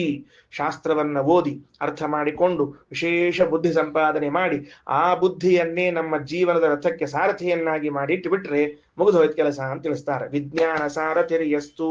ವಿಜ್ಞಾನ ಅನ್ನೋ ಶಬ್ದಕ್ಕೆ ವಿಶೇಷವಾದ ಶಾಸ್ತ್ರಜನಿತವಾದ ಜ್ಞಾನ, ಆ ಬುದ್ಧಿ ಅದುವೇ ಸಾರಥಿಯಾಗಿ ಇದ್ರೆ ಮನಃಪ್ರಗ್ರಹವಾನ್ನರ, ವಶದಲ್ಲಿರುವಂತಹ ಮನಸ್ಸನ್ನು ಹಗ್ಗ ಮಾಡಿಕೊಂಡಿರುವಂತಹ ಮನುಷ್ಯನು ಸೋಧ್ವನಃ ಪಾರಮಾಪ್ನೋತಿ. ಅಧ್ವನಃ ದಾರಿಯ, ಪಾರ ಅಂದ್ರೆ ಕೊನೆ, ಈ ಸಂಸಾರವೆಂಬ ದಾರಿಯ ಕೊನೆಯನ್ನು ಯಾವುದು ತದ್ವಿಷ್ಣೋ ಪರಮಂ ಪದಂ, ಆ ಭಗವಂತನ ಸ್ವರೂಪ ಅವನಿರುವಂತಹ ಲೋಕವನ್ನು ಆಪ್ನೋತಿ ಹೊಂದುತ್ತಾನೆ. ರಿಸಲ್ಟ್ ಮುಗಿಸಿದರು. ಸರಿ ಆಯ್ತಾ? ಸಹ ಅಧ್ವನಃ ಪಾರಂ ಆಪ್ನೋತಿ. ಸೋ ಅನ್ನೋದನ್ನ ಸಹ ಅಂತ ಬಿಡಿಸ್ಬೇಕು. ಅಧ್ವನಃ ಅಂದ್ರೆ ಮಾರ್ಗದ, ಪಾರಂ ಅಂದ್ರೆ ಕೊನೆ. ಈ ಸಂಸಾರದ ದಾರಿಯ ಕೊನೆ ಯಾವುದು ಅಂತ ಕೇಳಿದ್ರೆ ಪರಮಾತ್ಮ. ಸಂಸಾರ ದಾರಿಯ ತೀರ, ಕೊನೆ ದಂಡಿ ಅಂತ ಅರ್ಥ ಸರಳವಾಗಿ. ಸೊ ಒಟ್ಟಾರೆ 3 ರಿಂದ 9 ಏನ್ ಹೇಳಿಕೊಟ್ರು ನಮಗೆ ಅಂದ್ರೆ, ಶರೀರವೆನ್ನುವಂತಹದ್ದೊಂದು ರಥವಿದು. ಶರೀರವೆನ್ನುವಂತಹದ್ದೊಂದು ರಥವಿದು. ಅದಕ್ಕ ಈ ಶರೀರವೆಂಬ ರಥಕ್ಕೆ ಅಲಂಕಾರ ಮಾಡ್ಕೊಳ್ಳಿಕ್ಕೇನೆ ಗೋಪಿಚಂದನ, ಗಂಧ, ಅಂಗಾರಕ್ಷಂತಿ, ತುಳಸಿ ಮಾಲಿ, ಜನಿವಾರ ಯಾಕೆ ಬಡ್ಕೋಬೇಕು ಇವನ್ನ ಅಂದ್ರೆ ಶರೀರವೆಂಬ ರಥಕ್ಕೆ ಅಲಂಕಾರ ಅದು. ಹೌದ್, ಮತ್ತ ಮದುವೆಯೊಳಗ ಕಾರಿಗೆ, ಆ ಕಾರಿಗೆ ಗುಲಾಬಿ ಹೂ ಮತ್ತೊಂದು ಹೂ ಮುಗಿದೊಂದು ಹಚ್ಚಿ ಬರ್ದಿರ್ತಿರಿಲ್, ಮತ್ತೆ ಹ್ಯಾಪಿ ಮ್ಯಾರಿಡ್ ಲೈಫ್ ಅಂತ ಬರ್ದಿತ್ತಲ್ಲ, ಅವ್ನು ಸಿಗಬೇಕ್ರಿ, ಅವ ಬರೋಬ್ಬರಿ ವ್ಯವಸ್ಥೆ ಮಾಡ್ತಾರ ಉಳ್ದವ್ರ ಅವಂಗ, ಅದಕ್ಕೆ ಬರ್ದಿರ್ತಾರಿಲ್ಲ. ಮತ್ತೆ ನೋಡ್ರಿ ಏನಾಯ್ತು ಅಂತ ಕೇಳಿದ್ರೆ, ಈ ಕುದುರೆ ಯಾವ್ದು, ಈ ಶರೀರ ಇದು ರಥ. ಈ ರಥ ಇದು ಕುದುರೆಗಳ ಮೇಲೆ ನಡೀತದ, ಹಾರ್ಸ್ ಪವರ್ ಮೇಲೆ ನಡೆಯುವಂತಹದ್ದು. ಅದಕ್ಕೆ 10 ಕುದುರೆ ಕಟ್ಟ್ಯಾರ, ಒಂದಲ್ಲ ಎರಡಲ್ಲ 10 ಕುದುರೆ. ವಿಶೇಷವಾಗಿ ಜ್ಞಾನೇಂದ್ರಿಯಗಳೆಂಬ ಕುದುರೆ ಹೇಳಿಕತ್ತಾರೆ. ಆ ಕುದುರೆಗಳನ್ನ ಇಂದ್ರಿಯಗಳೆಂಬ ಕುದುರೆಗಳನ್ನ ನಿಯಂತ್ರಿಸುವಂತಹದ್ದು ಲಗಾಮು ಅಂದ್ರೆ ಮನಸ್ಸು. ಆ ಮನಸ್ಸನ್ನು ನಿಯಂತ್ರಿಸುವಂತಹ ಸಾರಥಿ ಅಂದ್ರೆ ಬುದ್ಧಿ. ಈ ಬುದ್ಧಿಯಿಂದ ಸಹಿತವಾದ ಶರೀರವೆಂಬ ರಥದಲ್ಲಿ ಕುಳಿತಿರುವಂಥವನು ಯಾರು ಅಂದ್ರೆ ಜೀವನೆಂಬ ರಥಿಕ. ಇವನು ಒಂದು ವೇಳೆ ಸಾರಥಿಯ ಮಾತು ಕೇಳಿದ್ರೆ, ಅವನ ಸಹಾಯ ತೆಗೆದುಕೊಂಡ್ರೆ, ಆಗ ಮನಸ್ಸೆಂಬುವಂತಹ ಹಗ್ಗ ತನ್ನ ಕೈಯಲ್ಲಿರ್ತದೆ. ಇಂದ್ರಿಯಗಳೆಂಬುವಂತಹ ಕುದುರೆಗಳು ಸದಶ್ವಗಳು, ಒಳ್ಳೆ ಕುದುರೆಗಳು, ವಿನೀತವಾದ ಕುದುರೆಗಳು ಹೇಗೆ ಸಾರಥಿಗೆ ಬಗ್ಗಿ ನಡೀತವೋ ಹಾಗೆ ನಡ್ಕೊಂಡು ಸ್ವಧ್ವನ ಪಾರಮಾಪ್ನೋತಿ, ಸಂಸಾರದಿಂದ ಪಾರಾಗ್ಬಿಡ್ತಾನೆ. ಇನ್ ಕೇಸ್ ಒಂದು ವೇಳೆ ಈ ರಥಿಕನು, ರಥದಲ್ಲಿ ಕುಳಿತಿರುವಂಥವನು ಆಕರ್ಷಣೆಗೆ ಒಳಗಾಗಿ ಬುದ್ಧಿಯ ಮಾತನ್ನ ಕೇಳದೆ ಸಾರಥಿಯ ಕೈಯಿಂದ ಲಗಾಮನ್ನ ಬಿಡಿಸಿಬಿಟ್ಟರೆ, ಆ ಕುದುರೆ, ಇಂದ್ರಿಯಗಳೆಂಬ ಕುದುರೆಗಳು, ದುಷ್ಟಾಶ್ವಗಳು ಹೇಗೆ ಸಾರಥಿಗೆ ತೊಂದರೆ ಕೊಡ್ತವೋ ಹಾಗೆ ಕೊಟ್ಟು ರಥವನ್ನ ಎಲ್ಲೋ ಒಂದು ಕಡೆಗೆ ಕೆಡವಿ ಬಿಡುತ್ತವೆ ಎನ್ನುವಂತಹ ಅಂಶವನ್ನ ಇಲ್ಲಿ ತಿಳಿಸಿಕೊಟ್ಟಿದ್ದಾರೆ. ಒಟ್ಟಾರೆ ಪ್ರತ್ಯಾಹಾರ, ಇಂದ್ರಿಯ ನಿಗ್ರಹ ಎಂಬುದು ಧ್ಯಾನಕ್ಕೆ ಅವಶ್ಯಕ ಅಂತ ಹೇಳಿ ಮುಗಿಸಿದ್ರು. ಇನ್ನು ಮುಂದೆ ಇದು ಇಂದ್ರಿಯ ನಿಗ್ರಹ ಮಾಡಬೇಕು ಎಲ್ಲ ಹೇಳಿದ್ರಿ. ಹೆಂಗ್ ಮಾಡ್ಬೇಕು ಇಂದ್ರಿಯ ನಿಗ್ರಹ? ಬರೇ ಪ್ರಯತ್ನ ಮಾಡೋದಪ್ಪ, ಕುತ್ಕೊಳ್ಳೋದು. ಅವ ಟಿವಿ ಬರ್ತಾನಲ್ಲ ಬೆಳಿಗ್ಗೆ ಎತ್ಕೊಂಡು ಕೆಂಪು ಶಾಟಿ ಉಟ್ಕೊಂಡು ಬುರ್ರ ಅಂತ ಇದ್ರ ಮುಂದೆ ಹೇಳ್ತಾನಲ್ಲ, ಅವ ಮೈಕ್ ಮುಂದೆ ಓದುತ್ತಿರ್ತಾನವ, ಕಾಲ್ ಮೇಲೆ ಎತ್ತರಿ, ಕೈ ಮೇಲೆ ಎತ್ತರಿ, ತಲೆ ಮೇಲೆ ಎತ್ತರಿ ಅಂತಾರ. ಒಂದ ಕಾಲ ಎತ್ತಂತಾನ ಪುಣ್ಯಾತ್ಮ, 2 ಕಾಲ ಒಮ್ಮೆ ಎತ್ತಾನ, ಮುಂದೆ ಹಿಂಗ್ ಗತಿ ಇಲ್ಲ. ಅದಕ್ಕ ಅಂದ್ರೆ ಇಂದ್ರಿಯ ನಿಗ್ರಹವನ್ನ ಮಾಡಿಕೊಳ್ಳಿಕ್ಕೆ, ಸುಮ್ಮನೆ ತಮಾಷೆಗೆ ಹೇಳಿದೆ, ಇಂದ್ರಿಯ ನಿಗ್ರಹ ಮಾಡಿಕೊಳ್ಳಿಕ್ಕೆ ಬಾಹ್ಯ ಪ್ರಯತ್ನ ಎಷ್ಟು ಅವಶ್ಯಕವೋ ಅಷ್ಟೇ ಅವಶ್ಯಕ ತತ್ತದಿಂದ್ರಿಯಾಭಿಮಾನಿ ದೇವತೆಗಳ ಪ್ರಸಾದ, ಅನುಗ್ರಹ. ಬರ್ದಿಟ್ಕೊಳ್ರಿ, ಇದು ಯಾವಾಗ್ಲೂ ಮಸ್ಟ್ ಅಂಡ್ ಶುಡ್. ನಮ್ಗೆ ಗೊತ್ತೇ ಇರಂಗಿಲ್ಲ, ನಾವೇನ್ ಮಾಡ್ತೀವಿ, ಹೊರಗಿನ ಪ್ರಯತ್ನ ಅಷ್ಟು ಸಾಕಂತ ತಿಳ್ಕೊಂಡ್ಬಿಟ್ಟಿರ್ತೀವಿ. ಏನ್ರಿ ದುರ್ಗಣಾಚಾರ, ಹೊರಗಿನ ಪ್ರಯತ್ನ ಸಾಕಷ್ಟ ಬಿಟ್ಕೊಂಡೆ ನಂಗಾರ.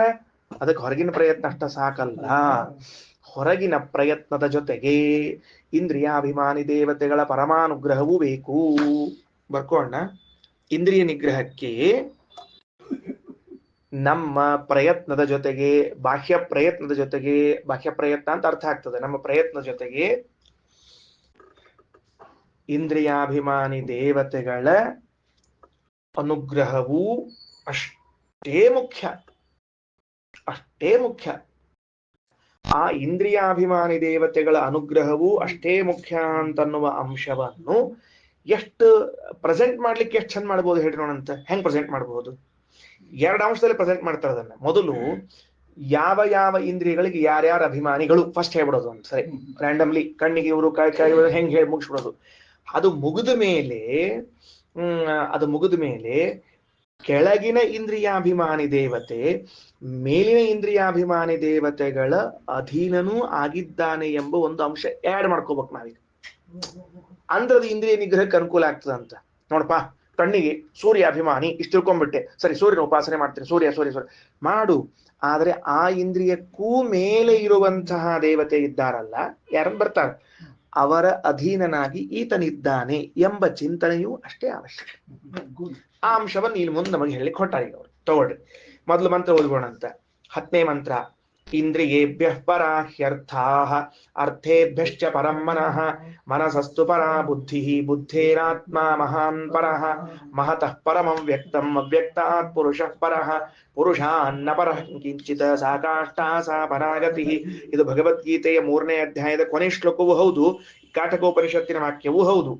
ಕಾಟಕೋಪನಿಷತ್ತಿನ ವಾಕ್ಯವನ್ನೇ ಶ್ರೀಕೃಷ್ಣ ಪರಮಾತ್ಮ ಅಲ್ಲಿ ಮತ್ತ ಅರ್ಜುನನಿಗೆ ಉಪದೇಶ ಮಾಡುವಾಗ ಉಪಯೋಗಿಸ್ಕೊಂಡಿದ್ದಾನೆ. ಭಗವದ್ಗೀತಾ ಗೀತಾ ಅಂತ ಅಷ್ಟ ಬರಿಬೇಕ್ರಿ, ಗೊತ್ತಾರ ಅಂದ್ರೆ ನಿಮ್ಮನೆ ಅಧ್ಯಾಯ ಕೊನೆ ಶ್ಲೋಕ, ಸರಿನಾ? ಏನಂತಾರ ಸರಳವಾಗಿ ತಿಳ್ಕೋಣಂತ. ಇಂದ್ರಿಯಗಳಿಗಿಂತಲೂ ಪರಾಹ ಅರ್ಥಾಹ, ಅದು ಬಹುವಚನದಾಗಿದ್ದಾನೆ. ಮತ್ತೆ ಪರಾಹ ಎಂಬುದು ಅರ್ಥಾಹ ಅಂದ್ರೆ ಅರ್ಥಗಳು. ಇಂದ್ರಿಯಗಳಿಗಿಂತಲೂ ಶ್ರೇಷ್ಠ ಯಾವುದು ಅಂದ್ರೆ ಅರ್ಥ. ಅರ್ಥ ಅಂದ್ರೆ ವಿಷಯಗಳು, ಶಬ್ದ ಸ್ಪರ್ಶ ರೂಪ ರಸಗಂಧಗಳವಲ್ಲ, ಅವುಗಳಿಗೆ ಅರ್ಥ ಅಂತ ಕರೀತಾರೆ. ಇಂದ್ರಿಯಗಳಿಗಿಂತಲೂ ಅರ್ಥ ಶ್ರೇಷ್ಠ. ಅರ್ಥೇಭ್ಯಶ್ಚ ಪರಂ ಮನಃ, ಅರ್ಥಕ್ಕಿಂತಲೂ ಮನಸ್ಸು ಶ್ರೇಷ್ಠ. ಮನಸಸ್ತು ಪರ ಬುದ್ಧಿ, ಮನಸ್ಸಿಗಿಂತಲೂ ಶ್ರೇಷ್ಠವಾದದ್ದು ಬುದ್ಧಿ. ಏನಾಗ್ಲಿಕ್ಕತ್ತದ ಇಲ್ಲಿ ತಾರತಮ್ಯ ಅನ್ನೋದು. ಯಾವ ಇಂದ್ರಿಯಾಭಿಮಾನಿ ದೇವತೆಗಳ ಪ್ರಸಾದಕ್ಕೆ ಒಳಗಾಗಿ ನಮ್ಮ ಇಂದ್ರಿಯಗಳನ್ನು ನಿಯಂತ್ರಿಸಬೇಕೋ ಆ ಇಂದ್ರಿಯಾಭಿಮಾನಿ ದೇವತೆಗಳು ತಾರತಮ್ಯ ಕ್ರಮದಲ್ಲಿದ್ದಾರೆ. ಹಂಗ ಸುಮ್ನೆ ಇವ್ರನ್ನ ಆ ಇಂದ್ರಿಯಕ್ಕ ಇವ್ರನ್ನ ಈ ಇಂದ್ರಿಯಕ್ಕೆ ಹಿಂಗ್ ಕೂಡ್ಸಿಲ್ರಿ ನಾವು, ತಾರತಮ್ಯದಾಗ ಕೂಡ್ಸಿದ್ ಮತ್ತೆ ಬಹಳ ಚಂದ ಬರ್ತದೆ, ಯಾರ್ಯಾರನ್ನ ಗೊತ್ತಾಗ್ತರಿ. ಆಮೇಲೆ ಬುದ್ಧಿ, ಮನಸ್ಸಿಗಿಂತ ಶ್ರೇಷ್ಠವಾದದ್ದು ಯಾವುದು? ಇಲ್ಲಿ ಪರ ಎಂಬ ಶಬ್ದ ಸ್ತ್ರೀಲಿಂಗ, ಮತ್ತೆ ಯಾಕಂದ್ರೆ ಬುದ್ಧಿ ಎಂಬ ಸ್ತ್ರೀಲಿಂಗದಾಗದ. ಮೇಲೆ ಇಂದ್ರಿಯಭ್ಯ ಪರಾಹ ಅನ್ನೋ ಅಲ್ಲಿ ಪರಾಹ ಬಹುವಚನ, ಅಲ್ಲಿ ಪರ ಅನ್ನೋದಕ್ಕ ಸ್ತ್ರೀಲಿಂಗ ಅಂತ ಅನಿಸ್ತದ ನಮಗ, ಅಲ್ಲದು ಅರ್ಥಾಹ ಬಹುವಚನದ. ಅದಕ್ಕ ಬುದ್ಧಿ, ಬುದ್ಧೇರಾತ್ಮ ಮಹಾನ್ ಪರಹ, ಬುದ್ಧಿಗಿಂತ ಆತ್ಮ ಮಹಾನ್ ಪರ ಅಂದ್ರೆ ಅರ್ಥದಕ್ಕೆ ಹಂಗಲ್ಲ, ಮಹಾನ್ ಆತ್ಮ ಪರಹ. ಹಂಗ್ ಮಾಡ್ಕೋಬೇಕು. ಅದನ್ನ ಹೆಂಗ್ ಮಾಡ್ಕೋಬೇಕು? ಆನಂದವರ್ಧನೆ ಮಹಾನ್ ಒಂದು ಬರ್ಕೊಂಡು ಆತ್ಮ ಎರಡು ಬರ್ಕೋಬೇಕು. ಮಹಾನ್ ಆತ್ಮ ಪರಹ, ಮಹತ್ತತ್ವಾಭಿಮಾನಿಗಳು ಶ್ರೇಷ್ಠರು ಅಂತ ಅರ್ಥದಕ್ಕೆ. ಮಹಾನ್ ಆತ್ಮ ಅಂದ್ರೆ ಯಾರು? ಮಹಾತ್ಮ ಅಂತ ಇರ್ತಾರ ನೋಡ್ರಿ, ಹಂಗ ಈ ಮಹಾನ್ ಆತ್ಮ ಇದು. ಮಹತಃ ಪರಂ ಅವ್ಯಕ್ತಂ, ಆ ಮಹತ್ತತ್ವಕ್ಕಿಂತಲೂ ಪರಂ ಶ್ರೇಷ್ಠನಾದವರು ಯಾರು? ಅವ್ಯಕ್ತ. ಅವ್ಯಕ್ತ ಗೊತ್ತಾತ್ ನಮ್ಗ. ಅವ್ಯಕ್ತಾತ್ ಪುರುಷ ಪರಹ, ಅವ್ಯಕ್ತಕ್ಕಿಂತಲೂ ಪುರುಷ, ಪರಮ ಪುರುಷ ನಾರಾಯಣ. ಅವನ್ ಮೇಲೆ ಇರ್ತಾರಪ್ಪ. ಮತ್ತ ನಿಂಗೆ ಕೇಳ್ಕೊತ ಹೋಗುದ್ರಿ ಹಿಂಗ, ಅವ್ರ ಮೇಲೆ ಅವ್ರ ಮೇಲೆ ಯಾರಪ್ಪ? ಪುರುಷಾನ್ನ ಪರ ಕಿಂಚಿತ್, ಆ ಭಗವಂತನಿಗಿಂತ ಉತ್ತಮರು ಮತ್ತೊಬ್ಬರಿಲ್ಲ. ಸಾ ಕಾಷ್ಟ ಸಾ ಪರಾಗತಿ, ಅವನೇ ಲಾಸ್ಟು. ಕಾಷ್ಟ ಅಂದ್ರೆ ಲಾಸ್ಟ್ ಅಲ್ಲ, ಸುಮ್ಮನೆ ಹೇಳಿದ್ದೀನಿ ಅಷ್ಟ. ಅದಕ್ಕೆ ಕಾಷ್ಟ ಅನ್ನೋ ಶಬ್ದಕ್ಕೆ ಅವಧಿ ಅಂದ್ರೆ ತಾರತಮ್ಯಕ್ಕೆ ವಿಶ್ರಾಂತಿ ಭೂಮಿ ಅಂತ ಅರ್ಥ. ಕಾಷ್ಟ ಅಂದ್ರೆ ಕೊನೆ, ತಾರತಮ್ಯಕ್ಕೆ ಕೊನೆಯವನೇ. ಗೊತ್ತಾಯ್ತಾ? ಕಾಷ್ಟ ಸಾ ಪರಾಗತಿ, ಅವನೇ ಉತ್ತಮವಾದ ಆಶ್ರಯ, ಅವನೇ ಉತ್ತಮ ಆಶ್ರಯ, ಅವನೇ ಪರಾಗತಿ ಅಂತ ಬರೆದಿದ್ದಾರೆ. ರಾಯರ್ ಹಂಗ್ ಬರೀತಾರ, ಸಾಕಾಷ್ಟ ಅವಧಿ ದೇವತಾ ತಾರತಮ್ಯ ವಿಶ್ರಾಂತಿ ಭೂಮಿ ಪರಾಗತಿ ಪರಮ ಪ್ರಾಪ್ಯ, ಅವನನ್ನೇ ಹೊಂದಲ್ಪಡಬೇಕು ಅಂತ ಬರೆದಿದ್ದಾರೆ. ಸರಿ ಆಯ್ತಾ? ಓಕೆ, ಈಗ ನಾವೇನ್ ಮಾಡೋಣ ಅಂದ್ರೆ ಮೊದಲು ಆ 10, 11 ಇದನ್ನ ಭಾಷ್ಯ ಏನದ ಅದ್ರ ಓದ್ಬೋಣಂತ. ಆಮೇಲೆ ಯಾವ ಇಂದ್ರಿಯಕ್ಕೆ ಯಾರ್ಯಾರ ಅಭಿಮಾನಿಗಳು ಅಂತ ಆಮೇಲೆ ನೋಡಂತ ಬಾದ್ಮೇಲೆ ಹೆಂಗೆ. ಸರಿ. ದೇವೇಭ್ಯ ಇಂದ್ರಿಯಾತ್ಮೇಭ್ಯೋ ಜಾಯಾಂಸೋ ಅರ್ಥಾಭಿಮಾನಿನಃ, ಇಂದ್ರಿಯಾಭಿಮಾನಿ ದೇವತೆಗಳಿಗಿಂತಲೂ ಜಾಯಾಂಸಃ ಶ್ರೇಷ್ಠರಾಗಿದ್ದಾರೆ ಅರ್ಥಾಭಿಮಾನಿಗಳು. ಸರಿ ಆಯ್ತಾ ಶಬ್ದಾರ್ಥ? ದೇವೇಭ್ಯ ಇಂದ್ರಿಯಾತ್ಮೇಭ್ಯ ಅಂದ್ರೆ ಇಂದ್ರಿಯಾತ್ಮ ಅನ್ನೋ ಶಬ್ದಕ್ಕೆ ಇಂದ್ರಿಯ ಸ್ವಾಮಿಗಳು ಅಂದ್ರೆ ಇಂದ್ರಿಯಾಭಿಮಾನಿಗಳು. ಇಂದ್ರಿಯಾಭಿಮಾನಿಗಳಾದ ದೇವೇಭ್ಯ ದೇವತೆಗಳಿಗಿಂತ ಜಾಯಾಂಸಃ ಹಿರಿಯರಾಗಿದ್ದಾರೆ ಅರ್ಥಾಭಿಮಾನಿನಃ. ಸಂತೋಷ. ದಯಮಾಡಿ ಇಂದ್ರಿಯಾಭಿಮಾನಿಗಳ ಬಗ್ಗೆ ಸ್ವಲ್ಪ ಹೇಳ್ರಿ ಅಂದ್ರೆ ಸೋಮವಿತ್ತಪ ಸೂರ್ಯಪ್ಪ ಅಶ್ವಗ್ನೀಂದ್ರೇಂದ್ರ ಸೂನವಃ ಯಮೋ ದಕ್ಷಶ್ಚೇಂದ್ರಿಯೇಶಾಹ ಕಮ. ಇಲ್ಲಿವರೆಗೆ ಇಂದ್ರಿಯಾಭಿಮಾನಿಗಳನ್ನು ಹೇಳಿ ಮುಗಿಸ್ಬಿಟ್ರು. ತಿಳಿತೇನ್ರಿ? ಆನಂದವರಲ್ಲಿ ಕಮ ಹಾಕೋಬೇಕು. ದಕ್ಷಶ್ಚ ಇಂದ್ರಿಯೇಶಾಹ ಕಮ ಅಲ್ಲಿಗೆ. ಅಂದ್ರೆ ಸೋಮ, ವಿತ್ತಪ, ಸೂರ್ಯ, ಅಪ್ಪ. ಮೊನ್ನೆ ಹೇಳಿಸಿದ್ನಲ್ಲಿ ಬರ್ಕೊಂಡ್ರಲ್ಲ, ಅಪ್ಪ ಅಂದ್ರೆ ಯಾರು? ಮರ್ತ ಹೋಗಿದೆ, ವರುಣ ಅಂತ ಅರ್ಥ. ಅಪ್ಪ, ಅಶ್ವಿ, ಅಪ್ಪ ಅನ್ನೋ ಶಬ್ದಕ್ಕೆ ವರ್ಣ ಅಂತ ಬರ್ಕೊಳ್ರಿ. ಅದ್ರೊಳಗ ಕೆಳಗ ಪೆನ್ಸಿಲ್ ಅಪ್ಪ ಅಂತ ಅನ್ನೋದಕ್ಕೆ ಕೆಳಗೆ ಗೆರಿ ಹಾಕಿ ವರುಣ ಅಂತ ಬರ್ಕೊಳ್ರಿ.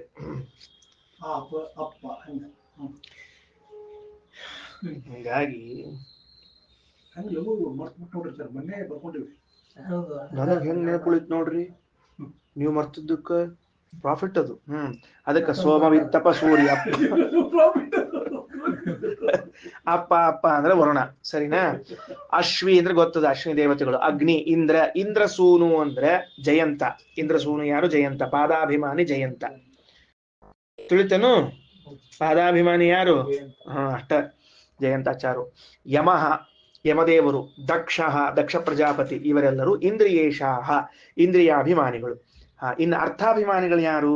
ಅರ್ಥಾಭಿಮಾನಿಗಳು ಅಂದ್ರೆ ಏನು? ಶಬ್ದ ಸ್ಪರ್ಶ ರೂಪ ರಸಗಂಧಗಳಿಗೆ ಅಭಿಮಾನಿಗಳು ಯಾರು ಅಂದ್ರೆ ಸುಪರ್ಣಿ ವಾರುಣಿ ತಥಾ ಉಮೇತಿ ಚಾರ್ಥಮಾನಿನ್ಯ ತಿಸ್ರೋ ದ್ವಿದ್ವೇಕ ದೇವತಾ. ಐದವ ಮೂರು ಮಂದಿ ಇದ್ದಾರೆ ಇವರು. ಐದವ ಮೂರು ಮಂದಿ ಇದ್ದಾರೆ. ಅದಕ್ಕೆ ಎರಡೆರಡು ಒಂದು ಅಂತ ಮಾಡ್ಕೊಂಡ್ಬಿಡ್ರಿ ಅಂತ ಹೇಳ್ತಾರೆ. ಹೆಂಗಂತ ಆಮೇಲೆ ಹೇಳ್ತೀನಿ ಮತ್ ಮುಂದೆ. ತಿಳಿತೇನ್ರಿ? ಇಷ್ಟ ನೆನ್ಪಿಟ್ಕೊಳ್ರಿ. ಉಮಾದೇವಿ ಅದಕ್ಕ ಗಂಧಾಭಿಮಾನಿ, ಉಮಾದೇವಿ ಗಂಧಾಭಿಮಾನಿ ಅಂತ ಇಷ್ಟ ನೆನ್ಪಿಟ್ಕೊಂಡಿರಿ. ಅದು ಮತ್ತೆ ಹೇಳೋಣಂತ.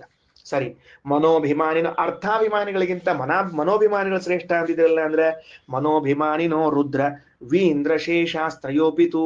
ರುದ್ರದೇವರು, ಗರುಡದೇವರು, ಶೇಷದೇವರು, ಇವರು ಮೂರೂ ಜನ ಮನೋಭಿಮಾನಿಗಳು. ತೇ ಶ್ರೇಷ್ಠ, ಇವರು ಮೂರು ಮಂದಿ ಶ್ರೇಷ್ಠರು. ಯಾರಿಗಿಂತ?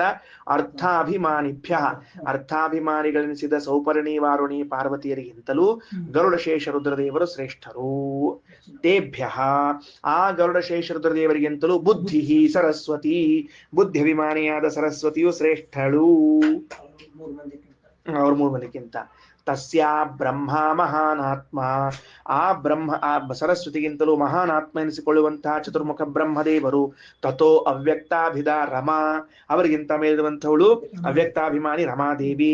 ತಸ್ಯಾಸ್ತು ಪುರುಷೋ ವಿಷ್ಣು, ಅವರಿಗಿಂತ ಮೇಲಿದ್ದವಳು ಪುರುಷ ವಿಷ್ಣು. ಪೂರ್ಣತ್ವಾತ್ ನೈವ ತತ್ ಸಮಃ. ಯಾಕೆ ಪರಮಾತ್ಮನಿಗೆ ಪುರುಷ ಅಂತ ಕರೆದ್ರಿ? ಪೂರ್ಣತ್ವಾತ್ ಪುರುಷ ಬರೆದಿಟ್ಕೊಳ್ರಿ. ದೇವರಿಗೆ ಪುರುಷ ಅಂತ ಯಾಕೆ ಕರೀತಾರೆ ಅಂದ್ರೆ ಪೂರ್ಣತ್ವಾತ್ ಪುರುಷ.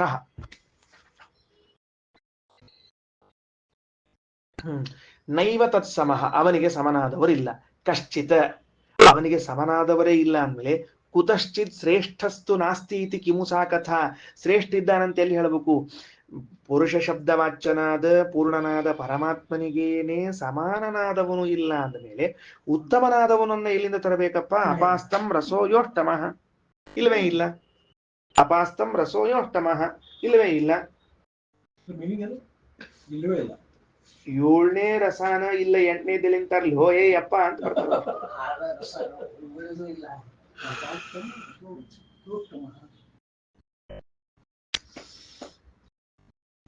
ತಿಳಿತೇನು? ತಿಳಿತಾ?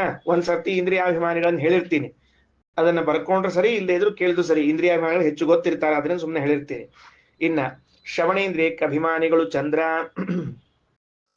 ತ್ವಗೇಂದ್ರಿಯಕ್ಕೆ ಅಭಿಮಾನಿಗಳು ಕುಬೇರ. ಸುಮ್ಮನೆ ಹೇಳಿರ್ತೇನೆ, ರೆಕಾರ್ಡ್ ಆಗಿರ್ತದೆ, ಆಮೇಲೆ ನೋಡ್ಕೊಳ್ಬೇಕಾರೆ. ಶ್ರವಣೇಂದ್ರಿಯಾಭಿಮಾನಿಗಳು ಚಂದ್ರ, ತ್ವಗೇಂದ್ರಿಯಾಭಿಮಾನಿಗಳು ಕುಬೇರ. ಕುಬೇರ ತ್ವಗೇಂದ್ರಿಯಕ್ಕೆ ಅಂದ್ರೆ ಏನ್ರಿ? ಸ್ಪರ್ಶ ಜ್ಞಾನ ಉಂಟು ಮಾಡುವ ಇಂದ್ರಿಯ, ಅದಕ್ಕೆ ಸ್ಪರ್ಶೇಂದ್ರಿಯ ತ್ವಗೇಂದ್ರಿಯ, ಅದಕ್ಕೆ ಕುಬೇರ. ಸೂರ್ಯ ಚಕ್ಷುವಿಗೆ, ಅರ್ಥ ಆಯ್ತಾ? ಸೂರ್ಯ ಚಕ್ಷುವಿಗೆ. ಇನ್ನ ವರುಣ ರಸನೇಂದ್ರಿಯಕ್ಕೆ, ಗೊತ್ತಾಯ್ತು. ಅಶ್ವಿನಿ ದೇವತೆಗಳು ಘ್ರಾಣೇಂದ್ರಿಯಕ್ಕೆ, ಅಗ್ನಿ ವಾಗೇಂದ್ರಿಯಕ್ಕೆ, ಇಂದ್ರ ಹಸ್ತಕ್ಕೆ, ಜಯಂತ ಪಾದಕ್ಕೆ.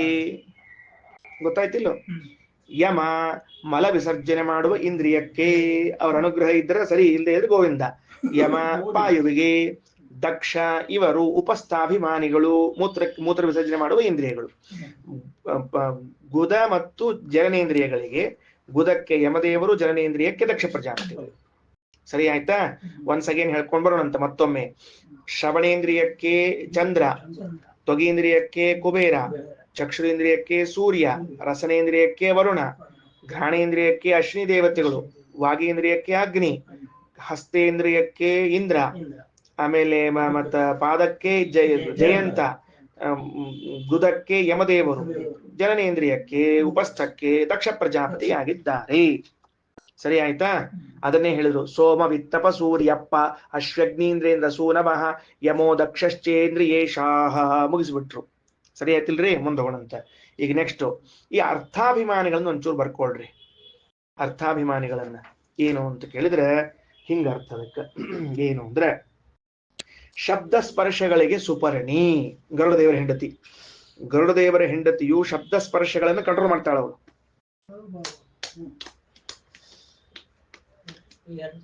ಶಬ್ದ ಸ್ಪರ್ಶಕ್ಕೆ ಸೌಪರ್ಣಿ.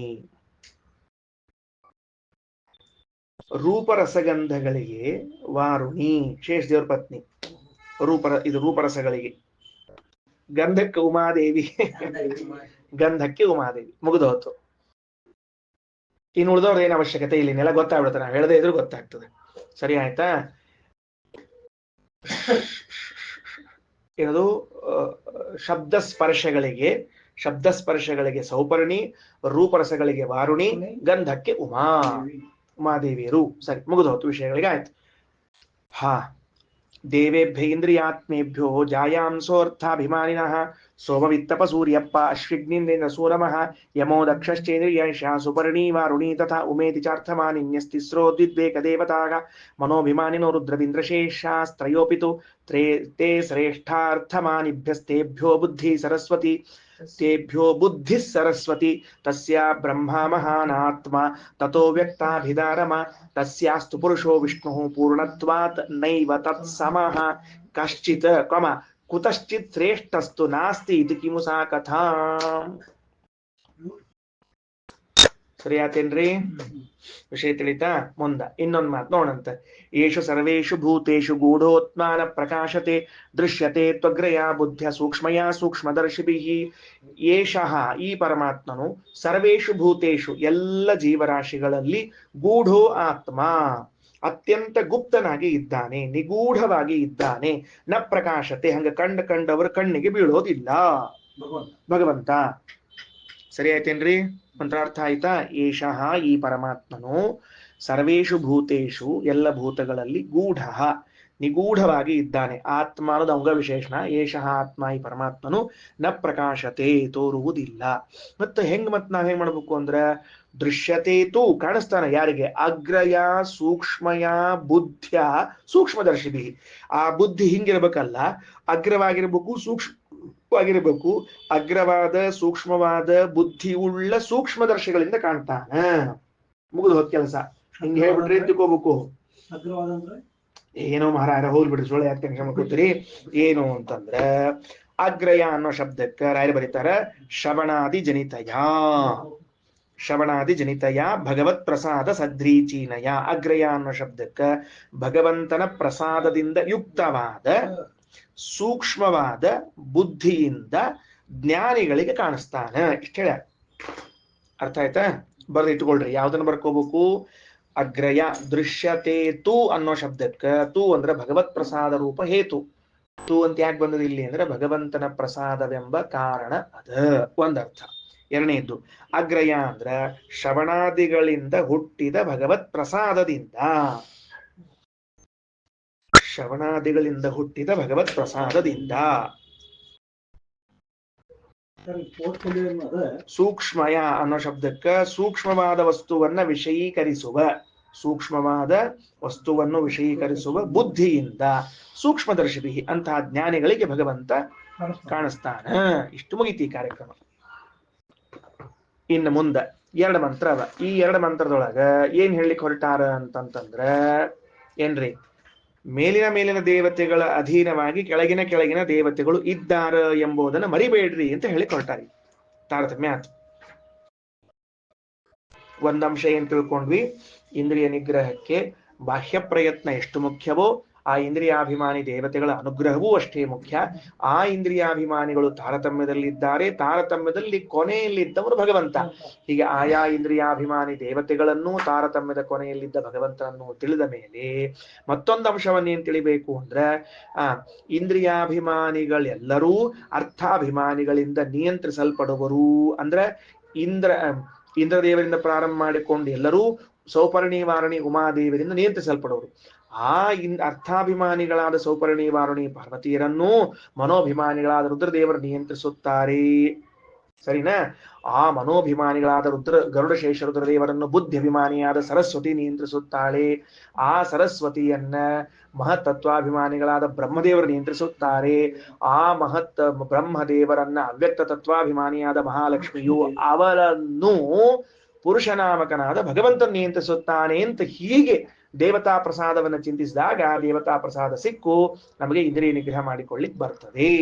ಶ್ರೀಕೃಷ್ಣ ಅರ್ಪಣಮಸ್ತು.